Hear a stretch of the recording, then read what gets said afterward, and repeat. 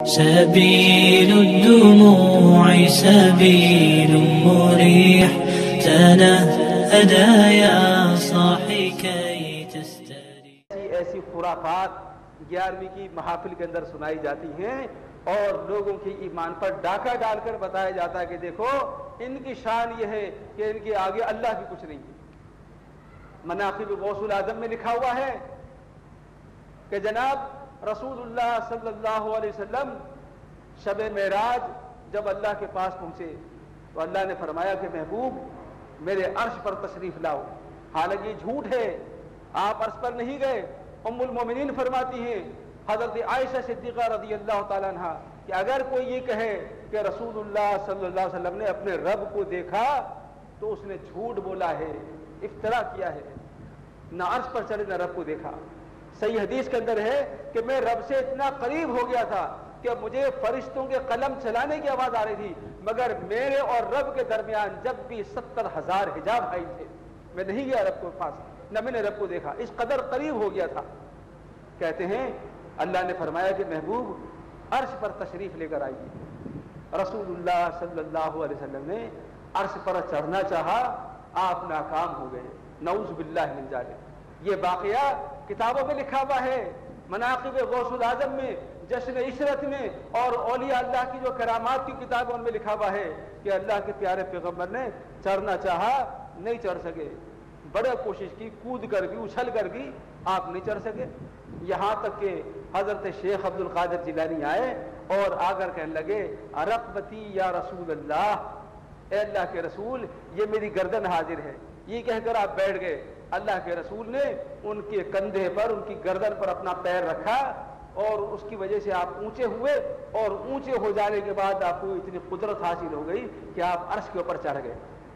جشن عشرت میں لکھا ہے اسی واقعے کے بارے میں اور مناقب غوث الاعظم میں کہ ایک دن حضرت شیخ عبد القادر جیلانی جلال میں آ گئے اور جلال میں انہوں نے جناب اپنی زبان سے کلمہ نکالا.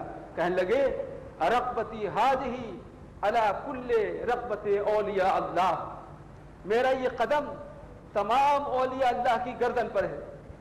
میں نے کتاب میں لکھا ہے کہ جب آپ نے اپنی زبان سے کلمہ نکالا تو اس کلمے کو مغرب میں، مشرق میں، پورب میں، پچھم میں، شمال میں، جنوب میں، جتنی بھی سمت کے اندر دنیا کے اندر لوگ زندہ تھے انہوں نے بھی سنا، اور جو ماؤں کے پیٹ میں تھے انہوں نے بھی سنا، اور جو قبروں کے پیٹ میں تھے انہوں نے بھی سن لیا. کہتے ہیں مختلف اولیاء کے بارے میں کہ مصر کے اندر فنا ولی نے سنا تو اپنے حلقہ مریدان باصفا میں بیٹھے بیٹھے اس نے اپنی گردن جھکائی اور کہنے لگا کہ رقبتی رقبتی، یہ کہہ کے اس نے اپنی گردن جھکا دی. ایسی ہندوستان کے اندر اجمیری صاحب نے اور فنا جناب اولیاء اللہ نظام الدین اولیاء نے اور خواجہ بندہ گیسو دراز نے اور 20 علماء کے نام لکھے ہیں. ان سب نے اپنی اپنی گردنیں اپنے اپنے علاقوں میں جھکائیں اور کہنے لگے رقبتی رقبتی، ہماری گردن حاضر ہے، اس پر اپنا قدم رکھ دیجیے. لوگوں نے جب ان سے پوچھا حضرت یہ آپ ہم سے باتیں کرتے کرتے اچانک ہی کیا گفتگو کر رہے ہیں؟ کہنے لگے اسی وقت ہے ہی کسی موقع پر بغداد کے اندر حضرت پیران پیر نے فرمایا ہے کہ میرا یہ قدم تمام اولیاء اللہ کی گردن پر ہے، تو ہم نے ان کی بات کو تسلیم کرتے ہوئے اپنی اپنی گردن ان کے سامنے پیش کر دی کہ ہماری گردن حاضر ہے، اس پر اپنا قدم رکھ دیجیے. کسی نے پوچھا کسی پیر صاحب سے کہ حضرت یہ آخر کیوں وہ اتنے جلال میں آ گئے ہیں کہ سب کی گردنیں ناپنے لگے ہیں، تو ایسی بات کیوں ہے؟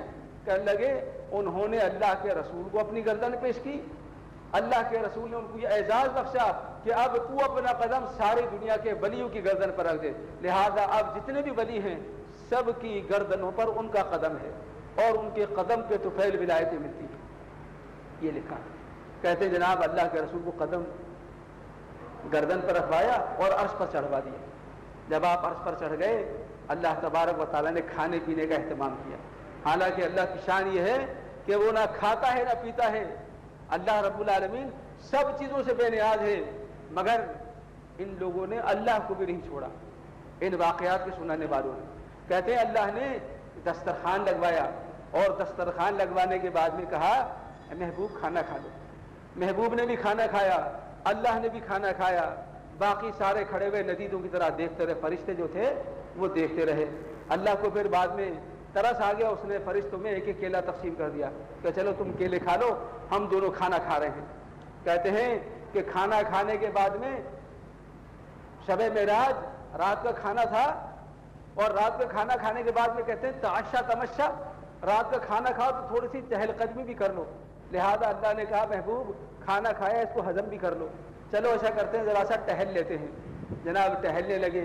फरिश्तों को केले क्या दे दिए थे, उन्होंने जनाब एक हरकत वही कर दी जो हम लोग किया करते हैं। जैसे हम लोगों की आदत है, केला खाया और छिलका रोड पे फेंक दिया, तो जनाब किसी फरिश्ते ने अल्लाह के अर्श पर छिलका फेंक दिया।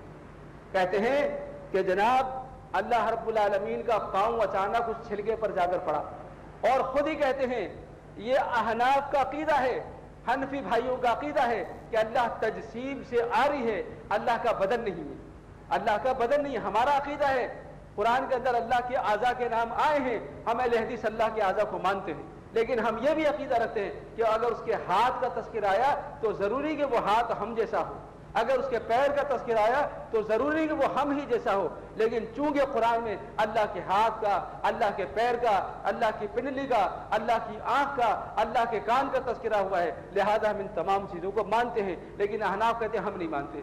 हम कहते हैं, अहनाफ कहते हैं कि इनसे मुराद अल्लाह की कुदरतें हैं। लेकिन आप देखिए यहाँ पर कह रहे हैं खाया भी, और खाने के बाद में टहलने लगा, और टहलते हुए जनाब केले के छिलके पर पैर भी उसका पड़ा जो खालिक कायनात है, पैर पड़ा, अल्लाह रब्बुल आलमीन फिसल गया। नऊज़ु बिल्लाहि मिन ज़ालिक, ये कुफ्र है सारा का सारा। कहते हैं अर्श पर से अल्लाह फिसल कर गिरने ही वाला था कि शेख अब्दुल कादिर जिलानी रहमतुल्लाह ने अल्लाह का हाथ पकड़कर एकदम घसीट लिया और अल्लाह को अर्श पर से गिरने से रोक लिया। अल्लाह बड़ा खुश हुआ और कहने लगा अंत दस्तगीर, ये दस्तगीर का लफ्ज़ सुना आपने, कहते हैं पीराने पीर दस्तगीर। और जरा सुनिए, कहते हैं अंता दस्तगीर, दस्तगीर के माने होते हैं, दस्त के माने हाथ और गीर के माने जो है पकड़ने वाला। तू मेरा हाथ पकड़ने वाला है, तूने आज मेरी खुदाई को बचा दिया, वरना मैं तो तबाह बर्बाद हो गया था और ये सारी खुदाई भी चली गई थी।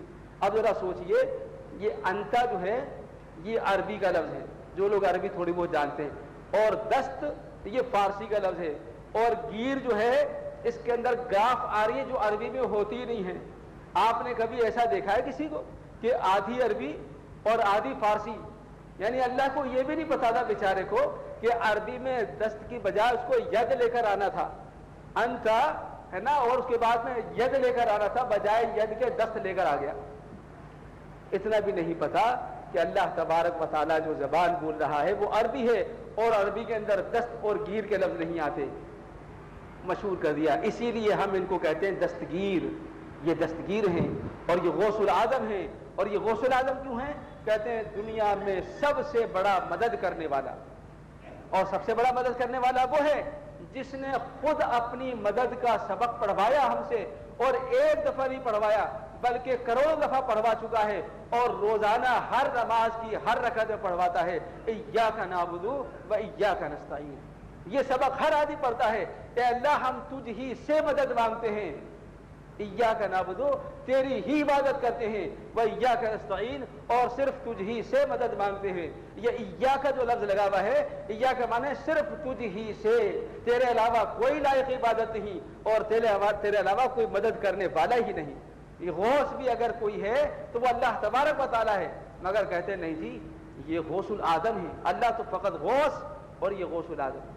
तो ये असबाब पढ़ाए जा रहे हैं शिर्क और बिदात के, इन किताबों के जरिए और इन मजालिस के जरिए जो जगह जगह बर्पा की जा रही है। कहते हैं हजरत ख्वाजा यसुदराज, ख्वाजा बंदा यसुदराज करके शायद नाम आता है उनका, उनकी जुल्फें बहुत बड़ी बड़ी थी। उन्होंने एक मरतबा अपने दिल में ख्याल किया कि ये शेख अब्दुल कादिर जिलानी आखिर हैं क्या, जो इनको इतना बड़ा कमाल मिल गया और इतना बड़ा दर्जा मिल गया कि सारे जनाब दस्तगीर भी बन गए और गौसुल आजम भी बन गए।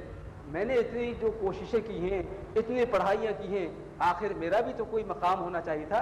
कहते हैं बस दिल में ख्याल आया था कि एकदम वो जो विलायत मिली थी वो सल्ब हो गई। जब दिल में नज़र डाली तो दिल की दुनिया अंधेरी हो गई। یہ بھی ایک عجیب و غریب چیز ہے۔ اہل طریقت میں اور صوفیہ کے اندر ایک بات پائی جاتی ہے کہ یہ لوگ کچھ ایسے علوم سیکھ لیتے ہیں جن کی بنیاد پر ان کے دل میں اتنی روشنی رہتی ہے کہ جناب زمانے بھر کے بلب جلا لو تو دنیا روشن نہیں ہوگی، ان کے دل اللہ کے ذکر سے اتنے منور رہتے ہیں، اور وہ نور کبھی کبھی سلب بھی ہو جایا کرتا ہے، اور سلب کرنے والا کوئی اور نہیں ہوتا، انہی جیسا کوئی آدمی ہوا کرتا ہے۔ لہذا انہوں نے کہا اور جناب جب دل پر نظر کری تو دل کی دنیا اندھیری ہو گئی، اب بڑے پریشان ہوئے، یہ کیا ہوا؟ اپنے شیخ کا تصور کیا اور شیخ سے عرض کیا، اے شیخ میرے دل کی دنیا اندھیر ہو گئی ہے۔ شیخ نے کہا کہ کیا کیا تھا تم نے؟ کہنے لگے کہ بس ذرا سے خیال آیا تھا کہ یہ عبد القادر جیلانی رحمۃ اللہ علیہ جو ہیں ان کا اتنا بڑا مقام آخر کیوں ہو گیا ہے، آخر ہم بھی تو کچھ ہیں۔ کہا رے تو نے یہ کیا غضب کر دیا، اب تیرے دل کی دنیا جو اندھیر ہو گئی ہے اس کو کوئی صحیح کرنے والا نہیں، اب تو ہمیشہ کے لیے برباد ہو گیا۔ اب وہ بلک بلک کے رونے لگے کہ شیخ میرا کچھ کیجیے۔ کہنے لگے بھائی میں کیا کر سکتا ہوں، میں اپنے شیخ سے رابطہ کرتا ہوں۔ لہذا انہوں نے اپنے شیخ کا تصور کیا۔ ذرا سنیے کہانیاں ہیں ساری۔ آج ہم دنیا کے اندر ٹیلی فون وغیرہ کے محتاج ہیں، خطوط کے محتاج ہیں، فیکس کے محتاج ہیں، مگر یہ لوگ ماشاءاللہ ایسے صاحب کرامات ہیں، نہ انہیں ٹیلی فون کی ضرورت، نہ فیکس کی، نہ کچھ کرنے کی، بس بیٹھے بیٹھے گردن جھکائی۔ جیسے کسی شاعر نے کہا ہے نا کہ دل کے آئینے میں ہے تصویر یار، جب ذرا گردن جھکائی دیکھ لی۔ ان کا حال بھی عجیب و غریب ہے، بیٹھے بیٹھے یوں گردن کری اور جناب پتہ نہیں کہاں سے کہاں پہنچ گئے، وہ وہاں پہنچ گیا، وہ دوسرا وہاں سے وہاں پہنچ گیا، اور اس نے اپنے شیخ کا تصور کیا، اس نے اپنے شیخ کا۔ ہر شیخ بتا رہا بھائی میں کچھ نہیں کر سکتا، میں کچھ نہیں کر سکتا اس معاملے میں، یہ تو حضرت شیخ کی شان میں گستاخی ہو گئی اور میں اس معاملے میں کچھ نہیں کر سکتا۔ یہاں تک کہ بات پہنچ گئی حضرت علی رضی اللہ تعالیٰ عنہ تک کہ آپ کچھ کیجئے، گیسو دراز تو برباد ہو گیا۔ آپ نے فرمایا کہ بھائی اس معاملے میں میں کچھ نہیں کر سکتا، یہ تو اس نے ان کی شان میں گستاخی کر دی اور وہ بڑے جلالی آدمی ہیں، دیکھیے حضرت علی بھی بیچارے کچھ نہیں کر سکتے۔ ایسا ہے کہ وہ میرے بیٹے حسین کی اولاد میں سے حسین سے کہو۔ حسین سے جب کہا گیا، حسین نے کہا بھائی میں بھی کچھ نہیں کر سکتا، ایسا کرو میری اماں سے کہو، میری اماں شاید کچھ کر لیں۔ ان کی اماں سے کہا گیا حضرت فاطمہ سے کہ کچھ کہیے جناب، وہ تو برباد ہو گئے۔ اماں کہنے لگی میں بھی کچھ نہیں کر سکتی، وہ تو میرا بیٹا جو ہے بڑا مجھ سے اعلیٰ ہے، میرے ابا سے کہو شاید میرے ابا کچھ کر لیں۔ ابا جان کے پاس جناب درخواست کی گئی، ابا جان نے کہا میں بھی کچھ نہیں کر سکتا، اللہ سے بات کرو، اللہ ہی کچھ کرے گا۔ اللہ سے کہا گیا، اللہ نے کہا بھائی میں بھی کچھ نہیں کر سکتا، جس کی شان میں گستاخی کی گئی ہے اسی سے رابطہ کرو۔ لہذا رابطہ کیا گیا حضرت شیخ عبد القادر جیلانی سے کہ اللہ کے واسطے اس بندے کا گناہ معاف کر دیجئے، یہ آئندہ جو ہے اب کچھ نہیں کرے گا، آپ کے متعلق کبھی کوئی غلط بات نہیں سوچے گا۔ تب آپ نے معاف کیا، اور جیسے ہی آپ نے معاف کیا اسی طریقے سے واسطہ در واسطہ پیغام پہنچایا گیا، جاؤ ہم نے معاف کیا۔ اس نے کہا جاؤ اپنے مرید سے کہہ دو معاف کر دیا۔ یہاں تک کہ انہوں نے جب اپنے دل کو دیکھا تو وہ منور ہو چکا تھا کہ اللہ جب آئندہ میں ہرگز ان کی شان میں گستاخی نہیں کروں گا۔ ان کی اتنی بڑی شان ہے کہ جناب بیٹھے بیٹھے کسی کا تیا پانچا کر سکتے ہیں، اور یہ تو کچھ بھی نہیں ہے۔ جشن عشرت نامی کتاب میں لکھا ہے کہ جناب منکر نکیر ان کی قبر میں آ گئے، حضرت شیخ عبد القادر جیلانی ان کی قبر میں آئے اور اپنی عادت کے مطابق انہوں نے سوال کر لیا، من ربو کا، تمہارا رب کون ہے؟ ما دینوں کا، تمہارا دین کیا ہے؟ من نبیوں کا، تمہارا نبی کون ہے؟ آپ نے جواب دیا، کتاب میں لکھا ہے کہ سوالوں کے جواب تو میں تمہیں دوں گا، پہلے میرے سوال کا جواب دیں۔ فرشتے حیران ہو گئے، آج تک کسی کی قبر میں اس قسم کی بات نہیں ہوئی تھی، یہ نرالی قبر نکل آئی ہے، یہ کہتا میں سوال کروں گا۔ اچھا جی سوال کر لو۔ کہنے لگے سوال یہ ہے کہ جب ہمارے باپ آدم کو اللہ نے بنایا اور بنانے کے بعد میں تم فرشتوں کے سامنے پیش کیا اور تمہیں بتایا کہ میں زمین میں اپنا خلیفہ بنانے والا ہوں، تو یہ بات سچ ہے؟ فرشتوں نے کہا ہاں جی سچ ہے، کیونکہ قرآن مجید میں آتا ہے وَإِذْ قَالَ رَبُّكَ لِلْمَلَائِكَةِ إِنِّي جَاعِلٌ فِي الْأَرْضِ خَلِيفَةً، جب اللہ نے فرشتوں کے دربار لگا کر کہا کہ میں زمین میں اپنا خلیفہ بنانے والا ہوں، تو فرمایا کہ تم نے پھر اللہ سے کیا کہا تھا؟ تم نے کہا تھا کیا تو زمین میں اس کو خلیفہ بنانے والا ہے؟ أَتَجْعَلُ فِيهَا مَن يُفْسِدُ فِيهَا وَيَسْفِكُ الدِّمَاءَ، جو زمین کے اندر فساد برپا کرے گا، خون بہائے گا۔ ہاں کہا تھا، تم نے ہمارے متعلق ایسی بات کی؟ کیا ہم نے زمین میں فساد برپا کیے؟ کیا ہم نے زمین کے اندر خون بہائے؟ کیا زمین پر اتنے اتنے اولیاء اللہ پیدا نہیں ہوئے؟ کیا ان کے اندر محمد الرسول اللہ پیدا نہیں ہوئے؟ تم نے ہمارے باپ کے لیے اور ہمارے باپ کی اولاد کے لیے ہمارے لیے اس قسم کا کلمہ کیوں نکالا اپنی زبان سے؟ اتجعل فیہا من یفسد فیہا ویسفک الدماء، یہ کیوں کہا تم نے؟ کہنے لگے جی غلطی ہو گئی، معاف کر دو۔ کہنے لگے معاف تم کو کر دوں؟ کہنے والے سارے فرشتے تھے، جب تک تم لوگ مجھ سے معافی نہیں مانگو گے سوالوں کا جواب نہیں دوں گا۔ فرشتے کہنے لگے اچھا جی ایسا کرتے ہیں، ہم آسمان پر جا کر باقی فرشتوں سے بات چیت کرتے ہیں اور ان سے کہتے ہیں کہ وہ آپ کی خدمت، تم لوگ مجھ سے معافی نہیں مانگو گے سوالوں کا جواب نہیں دوں گا۔ فرشتے کہنے لگے اچھا جی ایسا کرتے ہیں، ہم آسمان پر جا کر باقی فرشتوں سے بات چیت کرتے ہیں اور ان سے کہتے ہیں کہ وہ آپ کی خدمت میں آ کر معافی مانگ لیں۔ کہنے لگے اس بات کا کیا ثبوت ہے کہ تم پلٹ کر آؤ گے؟ مجھے نہیں لگتا ہے تم پلٹ کر آؤ گے، لہذا ایک یہاں پر میرے پاس میں رہے گا قبر میں، دوسرا جائے گا۔ جناب اس کو پکڑ کے قبر میں بٹھا لیا اور دوسرے کو چھوڑ دیا کہ تو جا اور جا کر سب سے بات کر کے آ۔ وہ دوسرا جناب اللہ کے پاس پہنچا، اے اللہ ایک ایسے بندے کی قبر میں ہم پہنچ گئے، اس نے ہم کو پکڑ دیا اور اس نے جناب یہ الزامات لگائے ہیں۔ اللہ نے فرمایا اب یہ تو تمہارا اس کا معاملہ ہے، میں اس میں دخل نہیں دے سکتا۔ یعنی ہر جگہ پر آپ دیکھیں اللہ کو عاجز، اللہ کو ناتواں کر کے پیش کیا جاتا ہے۔ پھر کیا ہوگا؟ اب سارے فرشتے جاؤ اور معافی مانگو، اس کے بغیر کوئی گزارا نہیں ہوگا۔ اور فرشتے معافی مانگنے کے لیے سفارش کس کی لیں گے؟ کسی کو سفارت کے لیے لے کر جاؤ اپنے ساتھ تاکہ وہ سفارش کرے اور تمہارا گناہ معاف ہو جائے۔ چنانچہ تمام فرشتوں نے حضرت فاطمہ رضی اللہ تعالیٰ عنہ سے جا کر عرض کی کہ خدا کے واسطے وہ آپ کی اولاد میں سے ہے، چلیے اور ہمارا گناہ معاف کروا دیجئے۔ انہوں نے سفارش کی تو انہوں نے جناب فرشتوں کی اس غلطی کو معاف کیا اور اس کے بعد میں اس فرشتے کو جو تاوان اغوا بنا کر بطور یرغمال پکڑا ہوا تھا اس کو آپ نے چھوڑ دیا اور فرمایا کہ اب مجھ سے سوال کر لے۔ انہوں نے کہا حضرت اب کس کے اندر مجال ہے کہ آپ سے سوال کرے گا، آپ کی تو شان ہم نے دیکھ لی، یہ کتابوں کے اندر لکھا ہوا ہے۔ اسی لیے کہتے ہیں کہ شیخ فرماتے ہیں کہ جس نے میرے نام کی نظر و نیاز کری، جس نے میرے نام کی فاتحہ دلوائی، قیامت کے دن میں اس کی تمام حاجتیں دنیا کے اندر ہی پوری کروں گا اور قیامت کے دن بھی۔ جس نے میرے سلسلے قادریہ کے اندر شمولیت اختیار کر لی، میں اس کو جہنم کے اندر نہیں جانے دوں گا۔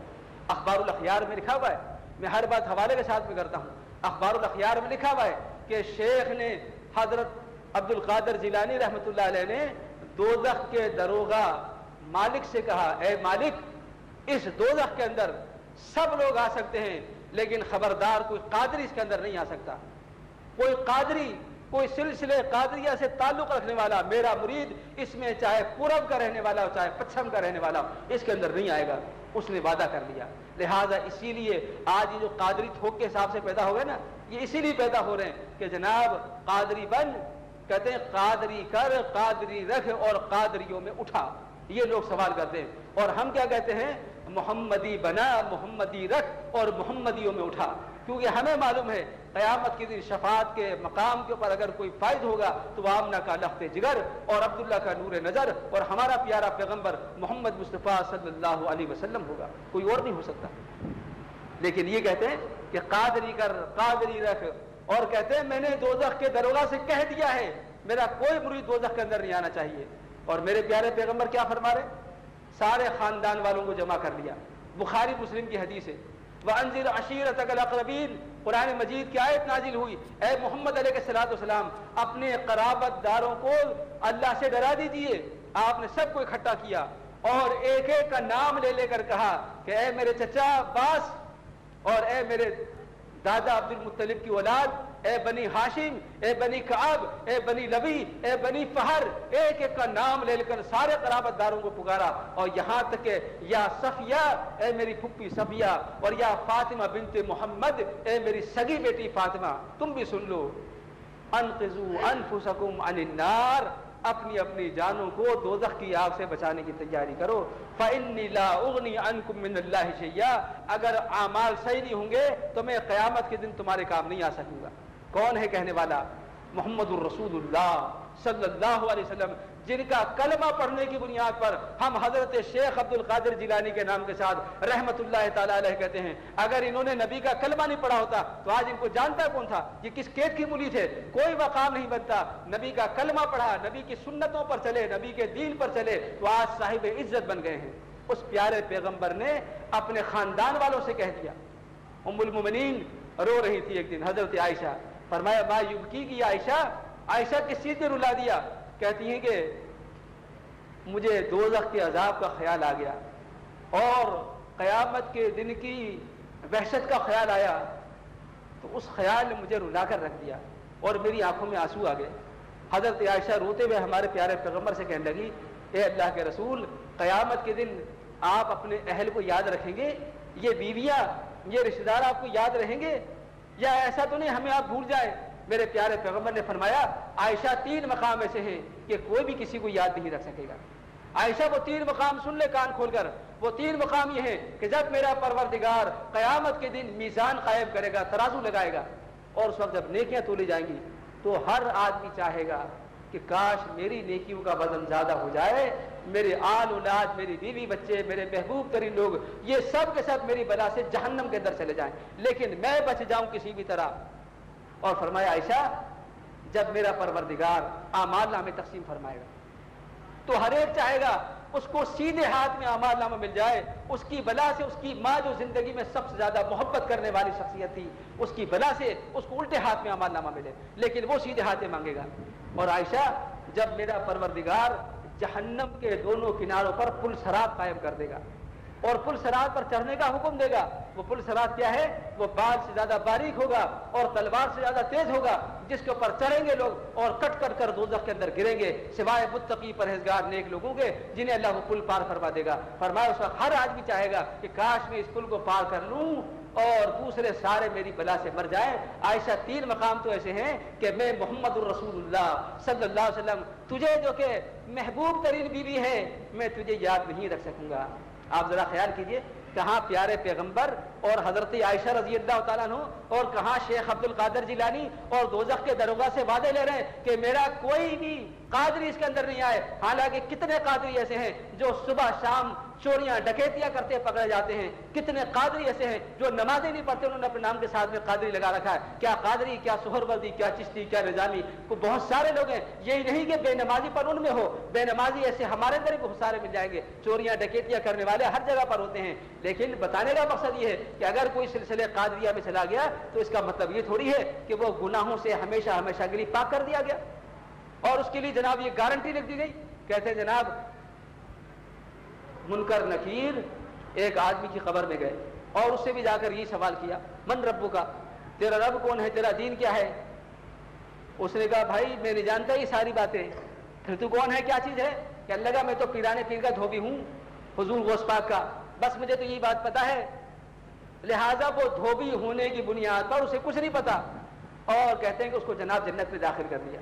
جبکہ میرے پیارے پیغمبر فرماتے ہیں کہ فرشتے قبر میں آ کر سوال کریں گے، اور جب سوال کریں گے اور جب کوئی جواب نہیں دے گا، اسے پوچھا جائے گا من ربو کا، وہ کہے گا ہاں ہاں لا ادری لا ادری، وہ افسوس کرتے کہے گا افسوس مجھے نہیں معلوم۔ تو فرشتے اس کو گرز ماریں گے، اور فرماتے ہیں جب وہ گرز اس کو ماریں گے تو وہ چیخے گا، اور اس گرز کی ضرب سے اس کی پسلیاں دوسری پسلیوں کے اندر گھس جائیں گی، اور اس کی ہڈیوں کا جو ہے سرما بن جائے گا، اور اس کی آواز کو زمین کے اوپر انسان کے علاوہ تمام مخلوق سنے گی۔ فرمایا کہ تمام جانور، تمام مخلوق اس کی پکار کو سنے گی جب وہ چیخے گا۔ جب اس سے پوچھا جائے گا کہ ماں تینوں کا، اور جواب نہیں دے گا تو جناب اس کو پھر گرز مارا جائے گا، اور اس کی قبر کے اندر دوزخ کی کھڑکی کھول دی جائے گی۔ مگر یہاں یہ فرماتے ہیں کہ بس اتنا کہہ دینا کافی ہے، میں تو پیرانے پیر کا دھوبی ہوں، ہے جی۔ یہ دھوبی بن جانے میں زمانے بھر کی کلفتوں سے نجات، زمانے بھر کی محنتوں سے نجات، اور یہ سبق پڑھا دیے گئے ہیں کہ تمہیں کچھ کرنے کی ضرورت نہیں، تم بس یہ کر لو کہ فلاں سلسلے میں داخل ہو جاؤ اور جب تمہارا بیڑا پار ہے۔ جبکہ ہمارے پیارے پیغمبر نے فرمایا کہ 1,00,000 مرتبہ میرا کلمہ پڑھ لو، لیکن اگر عمل صحیح نہیں ہوگا تو میں محمد الرسول اللہ صلی اللہ علیہ وسلم بھی قیامت کے دن تمہارے کام نہیں آ سکوں گا۔ اللہ کے پیارے پیغمبر اپنی اولاد کو بتا کر جا رہے ہیں. لہذا ہم اللہ کے پیارے پیغمبر کی حدیث کو پیش نظر رکھتے ہوئے اور حضرت شیخ کے اس قول کو جو کہ جھوٹا ان سے مسروق کیا گیا ہے، دونوں کو آپس میں ملاتے ہیں اور موازنہ کرتے ہوئے ہم یہ فیصلہ کرتے ہیں، اور یہ فیصلہ سب کر سکتے ہیں کہ جو کام اللہ کے رسول نہیں کر سکتے وہ امتی بھی نہیں کر سکتا. جب آپ اپنے گناہگار، نافرمان اور معصیت کرنے والے امتیوں کو نہیں بخشوا سکتے تو حضرت شیخ کیسے بخشوا سکتے ہیں؟ جب آپ حضرت فاطمہ سے فرما رہے ہیں کہ میری بیٹی فاطمہ قیامت کے دن تیرا ابا تیرے کام نہیں آئے گا، سلی من مالی ما شئتی، میرے مال میں سے جو چاہتی ہے مانگ لے، میں تجھے دینے کے لیے تیار ہوں، مگر قیامت کے دن بخشوانے کی گارنٹی نہیں دوں گا. حالانکہ یہ وہ خاتون ہیں جنہیں خود پیارے پیغمبر نے فرمایا جنت کی عورتوں کی سردار ہے، اسے جانا ہی جنت میں ہے، مگر فرما رہے ہیں کہ اس بنیاد پر نہیں جائے گی کہ میری بیٹی ہے، بلکہ تو اپنے عمل کی بنیاد پر جائے گی. اور پھر انہوں نے عمل کر کے دکھایا بھی ہے. عمل کے اعتبار سے انہوں نے جو صبر پیش کیا ہے، انہوں نے جو تقویٰ پیش کیا ہے، وہ دنیا بھر کی عورتیں مل کر بھی پیش نہیں کر سکتی ہیں سوائے ازواج مطہرات کے. تو یہ کیا چیزیں ہیں؟ یہی وہ واقعات ہیں، یہی وہ دلیلیں ہیں جن کو پیش نظر رکھتے ہوئے ہم ان جھوٹے واقعات کا پوسٹ مارٹم بڑی آسانی سے کر لیتے ہیں اور ہم بتا دیں سب جھوٹ ہے، یہ خرافات ہے. آج لوگ بہت سارے جھوٹے جھوٹے قصے سناتے ہیں اور بڑے خوش ہوتے ہیں. ایک دن ایک صاحب بیٹھے ہوئے کرامات اولیاء نامی کتاب پڑھے، کہنے لگے اس میں لکھا ہوا تھا کہ جناب رابعہ بصری آئی تو انہوں نے دیکھا کہ دریا کے کنارے پر حسن بصری بیٹھے ہوئے تھے اور انہوں نے ان کو دیکھ کر اپنا مسلح بچھایا دریا کے اوپر اور نماز پڑھنے لگے.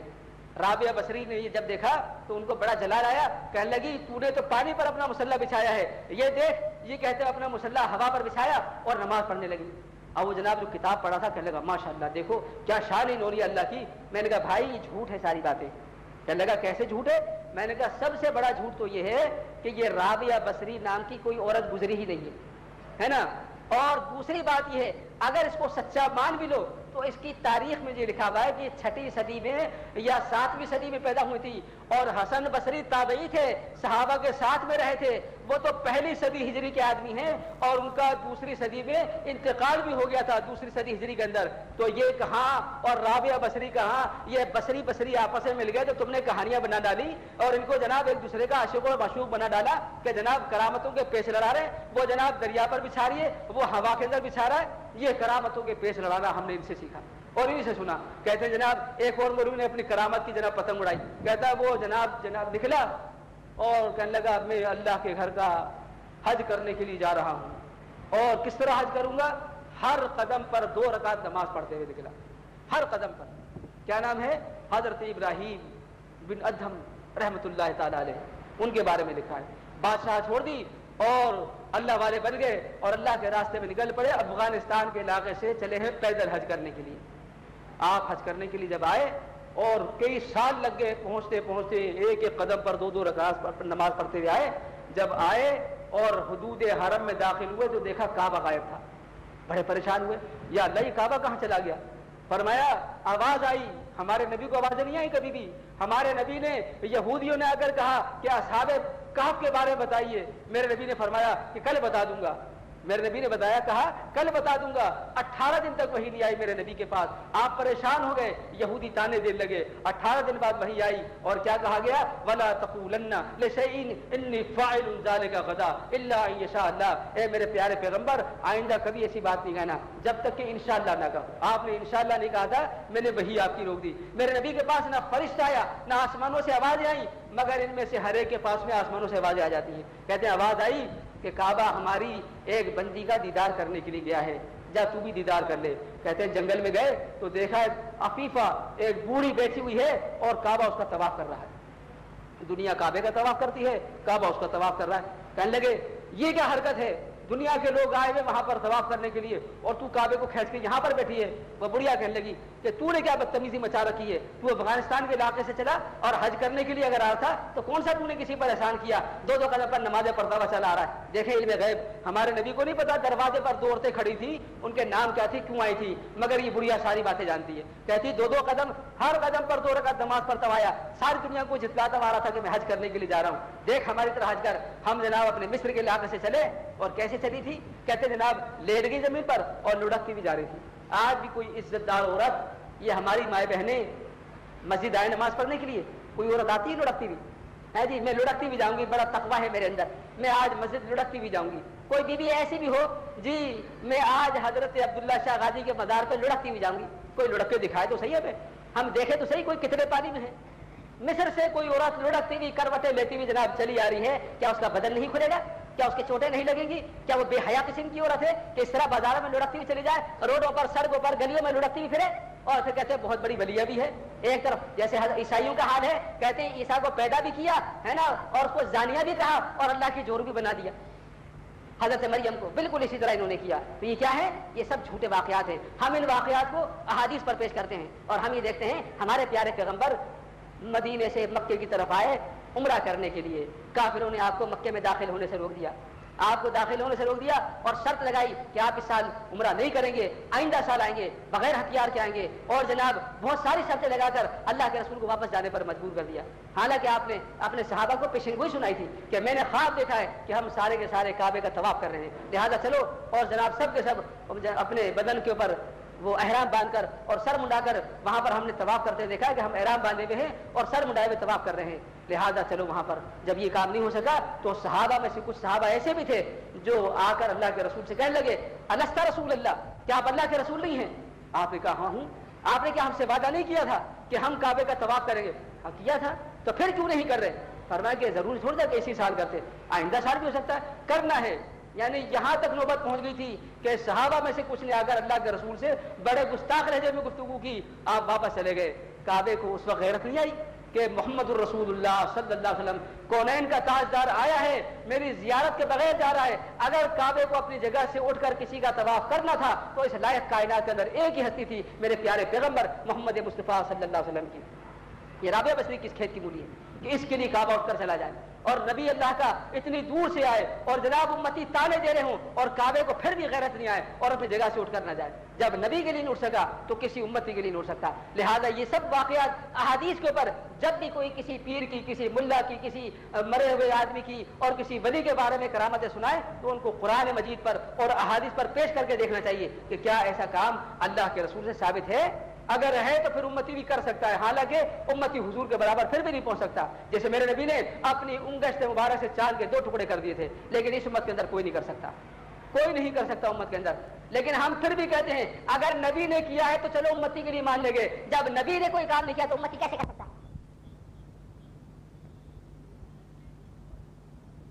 لاہور کے اندر ایک صاحب نے مجھے واقعہ سنایا، یہ واللہ علم کسی کتاب میں ہو، فرزند توحید ان کا نام تھا، دیوبندی عقیدے کا، تو ان کا انتقال ہو گیا۔ کہنے لگے کہ میرا چشم دید واقعہ ہے، لاہور کے اندر ایک آدمی ننگا پڑا رہتا تھا، اس کے پاس میں عورتیں آتی کہ بابا ہمیں بچہ دے دے، بابا ہم بیمار ہیں، تو وہ اپنا ناف کے نیچے کا گندا بال توڑ کے دے دیتا، کہتا جاؤ یہ بال لے جاؤ اور اس کو گھول کر پی لو۔ تو وہ جناب وہ عورتیں لے جاتی تھی اور گھول کر پیا کرتی تھی۔ کسی آدمی نے ایک دن اس کو ڈانٹا، کہنے لگا تجھے شرم نہیں آتی؟ تو یہ ناپاک چیزیں لوگوں میں تقسیم کرتا ہے اور تو اتنا ہوش و حواس سے ان کو لگتا ہے کہ تو اتنی بات سمجھ سکے کہ یہ غلط کام ہے۔ تو اس نے جواب کیا دیا، کہا جو خدا کو چھوڑ کر میرے پاس آئے اس کو یہ گندے بال نہیں دی تو پھر کیا کروں؟ ان کا حق ہی یہی ہے کہ ان کو یہی چیزیں دی جائیں۔ لہذا ہم لوگوں میں اس قسم کے لوگ بہت سارے موجود ہیں جو گندا ہو کہتے ہیں یہ بظاہر گندا ہے، بباطن بہت بڑے باطنیت میں بہت بڑے درجے پر پہنچا ہوا ہے۔ ایک ولی کے بارے میں کہتے ہیں وہ جناب لوگوں نے دیکھا پیخانہ کھا رہا تھا، کسی نے کہا دیکھو پیخانہ کھا رہا گندا، ایک اور صاحب وہاں سے گزرے کہنے لگے نہیں نہیں یہ مصری کھا رہا ہے، مصری کی ڈلیاں ہیں۔ اب جناب لوگوں نے جب غور سے دیکھا تو وہ مصری نظر آ رہی تھی، یعنی وہ بظاہر، اور ہمارے پیارے پیغمبر نے کبھی ایسے کھانے نہیں کھائے، جو ظاہری تھے وہی باطنی تھے، مگر ان کو اللہ کھلاتا بھی ایسے ہے اور دکھاتا بھی لوگوں کو ایسے ہے۔ تو ہم کیا سمجھتے ہیں؟ ہم یہی سمجھتے ہیں یہ جھوٹ اور خرافات ساری کی ساری یہ کرامتیں نہیں، کرامت کے معنی ہوتے ہیں بزرگی، اور بزرگی کسے کہتے ہیں؟ انسان کے اندر جو اس کا شرف ہے، اس کا وقار ہے اور اس کی دینداری ہے، یہی کرامت کہلاتی ہے۔ یہ ہوا میں اڑ جانا، یہ کسی کے نظر سے غائب ہو جانا، یہ تو جادوگروں والی باتیں ہیں۔ ہمارے پیارے پیغمبر نے ایسا کوئی کام نہیں کر کے دکھایا۔ آپ کے پاس لوگ آئے کہ اللہ کی ہمیں ایسی کرامت کر کے دکھاؤ، اللہ نے فرمایا میرے پیارے پیغمبر اگر تو آسمان پر بھی چڑھ کے دکھا دے گا تو یہ کہہ دیں گے جادو ہے۔ لہذا سب سے بڑی کرامت تیرا اپنا وجود ہے، تیرا بچپن سے لے کر ساری زندگی تک سچ بولنا، تیری امانت داری جو ہے تیری سب سے بڑی کرامت ہے۔ یہی وجہ ہے کافر بھی پکار کر کہتے تھے یا صادق و وجہ امین، سچے آ گئے ہیں، امانت دار آ گئے ہیں۔ یہ کرامت تھی آپ کی. کرامت کے معنی بزرگی ہوتی ہے. ہم اولیاء اللہ کی کرامتوں کے قائل ہیں, شعبدے بازیوں کے قائل نہیں ہیں کہ جناب ہوا میں اڑے گا تو ہم ولی مان لیں گے, ننگا رہے گا تو ہم ولی مانیں گے, بے نمازی ہے تو ہم اس کو ولی مان لیں گے. ناممکن سے بات ہے. اولیاء اللہ کے لیے ساری باتیں شرط ہیں. اور شیخ عبد القادر جیلانی رحمۃ اللہ تعالیٰ نے ان تمام خرافات سے پاک تھے, اللہ کے نیک بندے تھے. انہوں نے کبھی تلقین نہیں فرمائی کہ میرے نام کی نظر و نیاز کرنا. فتوح الغیب ان کی کتاب ہے, پڑھیے, اس کے اندر بڑی اللہ کی توحید بیان کی گئی ہے. اور غنیۃ الطالبین ان کی کتاب ہے, اس کو پڑھیے, کس قدر دین کی باتیں اور حکمت کی باتیں اس کے اندر بتائی گئی ہیں. اور ہم ان سے حسن ظن رکھتے ہیں اور ہم اللہ سے دعا کرتے ہیں کہ اے پروردگار, جس طرح حضرت شیخ عبد القادر جیلانی اور دیگر نیک لوگوں نے تیرے پیارے پیغمبر کے اتباع کی, ان کی سنتوں پر چلتے ہوئے اس دین کے اندر کام کیا, دین کی تبلیغ کی, اسی طرح ہمیں بھی تو اپنے دین کی تبلیغ کرنے کی اور دین پر عمل کرنے کی توفیق عطا فرما. وآخر دعوانا ان الحمد